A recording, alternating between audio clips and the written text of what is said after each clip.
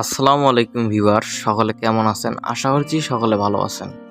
প্রতিদিনের মতো আজকে আপনাদের মাঝে একটি নতুন ভিডিও নিয়ে চলে এলাম। এই ভিডিওতে আমি আলোচনা করব খরগোশকে সুস্থ রাখার জন্য কি কি খাবার খেতে দিবেন এবং কি কি খাবার খেতে দিবেন না। তো চলুন তাহলে ভিডিওটি শুরু করা যাক।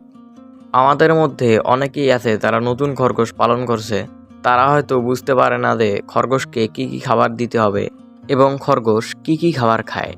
আজকের এই ভিডিওতে আমি বিস্তারিত আলোচনা করব, তাই ভিডিওটি না টেনে পুরোটাই দেখতে থাকুন। প্রথমেই জেনে নেই খরগোশ কি কি খাবার খায় এবং খরগোশকে কি ধরনের খাবার খাওয়ানো উচিত। এই ভিডিওর প্রথম তালিকায় রয়েছে ঘাস। ঘাস আসলে খরগোশের প্রধান খাবার। একটা খরগোশকে সুস্থ সবল রাখতে তার প্রতিদিনের খাদ্য তালিকায় 70 থেকে 80% ঘাস দিতে হবে। সেটা কাঁচা ঘাসও হতে পারে অথবা শুকনো ঘাসও হতে পারে। তবে সব থেকে ভালো হবে যদি আপনি খরগোশকে কাঁচা ঘাস দিতে পারেন। আসলে খরগোশের খাবার হিসেবে ঘাসের কোনো বিকল্প নেই। ঘাস খরগোশের শরীর সুস্থ রাখতে অনেক সহায়তা করে। তাই আপনারা খরগোশের প্রতিদিনের খাদ্য তালিকায় ঘাস 70 থেকে 80% খেতে দিবেন। আপনি যদি সবসময় খরগোশের জন্য ঘাস সংগ্রহ করতে না পারেন, তবে খরগোশকে কলমি শাক খেতে দিবেন। কারণ কলমি শাক খরগোশকে খাওয়ালে কোনো প্রকার পার্শ্ব প্রতিক্রিয়া হয় না। কলমি শাক ছাড়া অন্য যে কোনো প্রকার শাক আপনি যদি খরগোশকে বেশি পরিমাণে খাওয়ান, এগুলো বিভিন্ন ধরনের সমস্যার সৃষ্টি করতে পারে। তাই আপনি যদি প্রতিদিন ঘাস সংগ্রহ করতে না পারেন, তাহলে আপনি খরগোশের জন্য প্রধান খাবার হিসাবে কলমি শাক খাওয়াতে পারেন। এছাড়া আপনি খরগোশের জন্য অন্য যে কোনো খাবারই ব্যবহার করেন না কেন, খরগোশের প্রধান খাবার হিসাবে আপনাকে ঘাস অথবা কলমি শাকই ব্যবহার করতে হবে। আপনি যদি খরগোশের জন্য কলমি শাক ব্যবহার করেন, তারপরেও কিন্তু মাঝে মাঝে খরগোশকে ঘাস দিতে হবে। এরপর আছে গমের ভুসি। খরগোশের খাবারের মধ্যে অন্যান্য খাবারের পাশাপাশি প্রতিদিন 10 থেকে 15% গমের ভুসি দিতে হয়।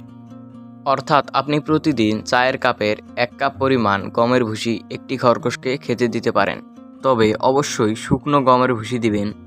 গমের ভুসি পানির মধ্যে ভিজিয়ে দিবেন না, কারণ খরগোশকে ভেজা ভুসি খাওয়ালে হয়তো খরগোশের সমস্যা হতে পারে। তাই আপনারা খরগোশকে শুকনো গমের ভুসি দিবেন।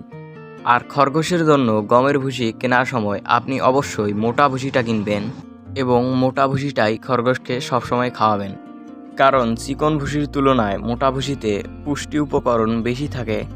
তাই আপনারা প্রতিদিন খরগোশকে গমের ভুসি 10 থেকে 15% খাওয়াবেন। এছাড়াও গমের ভুসিতে অনেক উপকারিতা রয়েছে। আপনি যদি প্রতিদিন খরগোশকে 10 থেকে 15% গমের ভুসি খাওয়ান, তাহলে এদের পেট খারাপ হওয়ার সম্ভাবনা একেবারেই কম থাকবে। তাছাড়া উল্টাপাল্টা খাবার খেয়ে খরগোশের পেটে গ্যাস হয়ে থাকলেও এইটা গমের ভুসির মাধ্যমে নষ্ট হয়ে যাবে। আর এটা হজম প্রক্রিয়াতেও খরগোশকে অনেক সহায়তা করে। তাই গমের ভুসিটা খরগোশের খাদ্য তালিকায় অবশ্যই রাখতে হবে। এরপর আছে শাকসবজি এবং লতাপাতা। আপনি প্রতিদিন খরগোশের খাদ্য তালিকায় শাকসবজি এবং লতাপাতা 20 থেকে 30% খাওয়াতে পারেন। খরগোশ যে ধরনের শাকসবজি খায় এদের মধ্যে মূলা শাক, গাজর, বেগুন গাছের পাতা, লেটুস পাতা, আম পাতা বা বিভিন্ন ধরনের জংলি গাছের পাতা ইত্যাদি। এ সকল খাদ্য দিয়ে আপনি খরগোশের খাদ্য তালিকায় 20 থেকে 30% পর্যন্ত পূরণ করতে পারেন। অন্যদিকে আপনি যদি খরগোশকে গাজর খেতে দেন, তবে সপ্তাহে 2 পিসের বেশি গাজর খাওয়ানো ঠিক হবে না। কারণ বেশি পরিমাণে গাজর খাওয়ালে খরগোশের সমস্যা হতে পারে। এবার আসুন জেনে নেই কী কী খাবার খরগোশকে খাওয়াবেন না বা কী কী খাবার খরগোশের জন্য বিষাক্ত।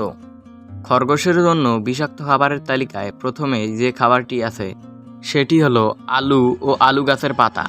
আসলে আলু ও আলু গাছের পাতার মধ্যে প্রচুর পরিমাণে স্টার্চ থাকে।